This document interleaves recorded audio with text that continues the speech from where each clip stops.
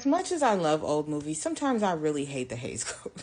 Like, you can be watching a really good movie with a really good plot, really well developed characters, and then all of a sudden, Hays Coded! There's some weird, out of place happy ending because good has to overcome evil, and good things happen to good people, and bad things most certainly happen to bad people. Holiday Affair is a fantastic depiction of being broke around the holidays with kids. But that ending. Now, I'm going to get into the story, but remember, if you stay willingly, it's not a spoiler, just a recap.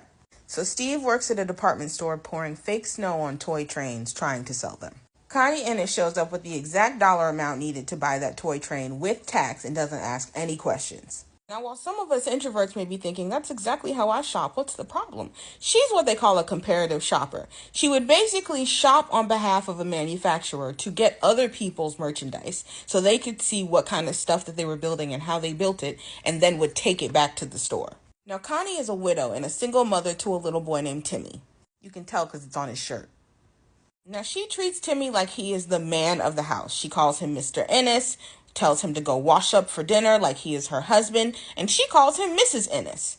But he is still un bébé. So when she comes home with this big box, he takes a peek and thinks he's getting a train set for Christmas. Until she insists she is taking this back to the store because it's for work. So now he's disappointed that he's not getting no train set. But he ain't got nobody to talk to about it, and he's trying to be a man and hold his feelings together. A little 7-year-old man. So she goes to take the train set back the next day. He already knew what was up, and he's going to have her banned from the store until he finds out that she's a single mom with a 7-year-old son. And let's be real, she pretty. He don't say nothing, and he gives her the money back. Somebody on the sales floor hears this interaction, and instead of going to get her and simply just banning her, they fire him. What? But he's chill, and in fact offers to take her to lunch. Hot dogs in the park next to the seals. So after this, he spends the rest of the day basically doing her comparative shopping with her. And before they get on the bus, they end up split up from each other. And he has like half her stuff. So she goes home to Timmy and her boyfriend, Carl, who has been proposing to her like every day. And she's like, nah, I don't know. I'll let you know when I'm ready to marry you. I'll propose to you. Well, Steve shows up with her boxes because he found her address. Since Connie ain't say nothing about being with no man for half the day, this looks kind of strange to Carl. Not only that, but Timmy was never around his birth father. So for the most part, it was just he and his mother for his whole life. So he and Carl, like, it's not like they don't get along, but it's like he's trying to be mature for the sake of his mama, but he don't really do Carl. So at some point, they all having a little conversation, and Timmy is vibing with Steve. Carl tried to exert his authority as Timmy daddy. Timmy and Carl start arguing, and Carl put his hands on Timmy a little bit, and Connie said, get your hands off my son. So Carl leaves. Well, this is awkward, so I'm going to dip, but let me say goodbye to your son first. So he goes in to talk to Timmy and finds out that maybe the reason that he's been acting out is because he got a little attitude about this train that he ain't told nobody he know about, not even his mama.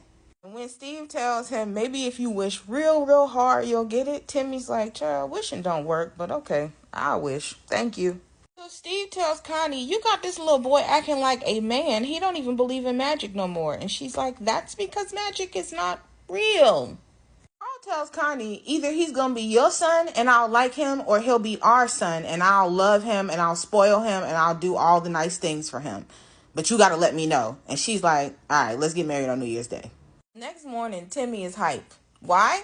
That train set popped up on his doorstep. And he does thank his mom for it because he thinks that she got it. But she is very clear to him, I'm pretty sure that Steve did it. So he tells her, like, we need to get Steve a gift. It's Christmas morning, Timmy. Where we going to get a gift from? Well, just give him the tie you was going to give Carl, Mom. So she goes to give him the money back. He don't want to take it, but he will take the tie. And he feeling so Christmassy that he gives the tie he has on to a random hobo man that walks by. And a couple minutes later, this little girl runs up and says, the random hobo man told me to give you these crystal salt and pepper shakers as a gift. Merry Christmas. Aw. So she goes home. Timmy done told Carl over the phone that her mama done gone to see Steve. So Carl is raced over to the house. Meanwhile, Timmy done told Connie's in-laws that Connie's getting married, but also will not stop talking about Steve. So they think that she's getting married to Steve. And when she tells them, no, I'm getting married to Carl. You met Carl. They like, Carl? Oh, okay. Well, guess who's coming to dinner? the police because they done picked up Steve for theft. But Steve said, go get this lady Connie. She know what's up. She will tell you. She will corroborate my weird story. So everybody goes to the jailhouse. And Carl even agrees to be Steve's lawyer. But none of that really matters because Connie tells literally the same story that Steve tells. So their stories are corroborated. But that story does involve Connie spending the morning with him and hanging out in the park and also giving the tie that she was supposed to give to Carl to Steve. Timmy said that part out loud. Then Timmy invites Steve to Christmas dinner. Carl gives a very lovely speech about his family and his new fiance, and they about to get married on New Year's Day. Then Timmy messy ass like, Steve, you got to give a speech too. Steve is like, Carl, you are a very nice man. But also, I would like to marry Connie. So I don't want to tell her this behind your back. I'm just going to do it in front of your face and let her pick for herself. I mean, he do got that dog in him. But it's literally this dog. She tells him to get the fuck out. So while he was at the police station, Timmy heard that Steve was broke and jobless and basically homeless. So he decided to go ahead back to the department store and return his train set to the literal owner of he found himself on the top floor. He went to the owner of the store. This grown-ass 7-year-old boy is crying in this man's office about returning his train set. He lets him because this is a movie and everybody loves kids. And he comes back home and he is too tired to do anything else after his big adventure of running away from home all day. But he tells his mom, here's the money, take it to Steve. Carl and Connie get there and Connie's like, hey Carl, can you just go give the money to Steve? Because I really don't want to talk to him no more. He's like, hey, you know what? I think we should break up. And I'm going to go find somebody that love me real bad the way I love you real bad. And you could go be with him. I'm going to just wait outside for the next 5 minutes. If you don't come out, I'm going to just assume that y'all getting it on. And I'm going to dip off. Okay? All right. Thank you so much. I ain't going to lie. That was very sexy of Carl. But she goes on in to talk to Steve and give him the money and also just kind of mentions that her and Carl done broke up. She's not like, baby, I want to be with you. She's just like, yeah, we broke up. Girl, if you think I'm going to propose to you again, I'm not. And I'm also not going to keep running after you when I'm not only competing with your son, but I'm also competing with the ghost of your husband. So if you want me, you're going to have to come chase after me. But also, I'm getting on a train to go to California. So that's that on that. So this girl got to get back in the car and get a ride home from her ex-boyfriend because the man that she technically dumped him for don't want her no more. Mom.